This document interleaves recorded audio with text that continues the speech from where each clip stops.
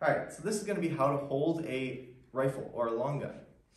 You want your forehand on the fore end of the stock, which is giving you your maneuverability and function. I'm going to tuck it into the pit of your shoulder so it's not out on the socket or on your arm out here. You don't want it like this. You want it nice and tucked in right above that muscle. And then you want your cheek resting on the stock. The gun is not going to hurt you. And you're lining up the sights so that the front sight is right in the middle, and pull it tight to your shoulder and fire.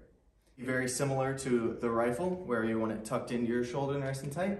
The only difference is going to be the front hand of the gun works the action of the gun. So it's going to cycle it back and forward. It's not semi-automatic, so that's how you load the gun. All right.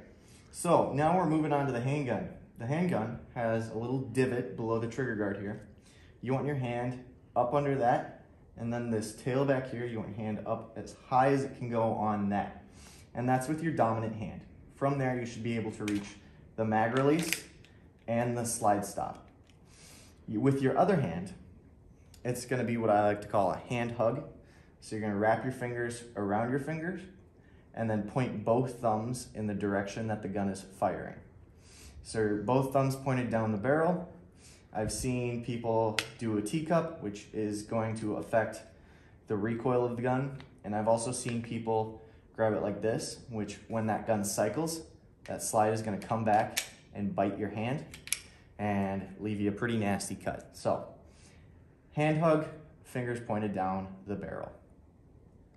So, the revolver, similar to the semi-automatic handguns, but instead of wrapping your thumbs around, you're not going to do that because there is a blast that comes out of the cylinder here, and that can mark you up pretty good, so you don't want to do that. You still want to get your finger up nice and high under there, still high on the gun, because you want to be as close to in line with the barrel as possible to minimize recoil.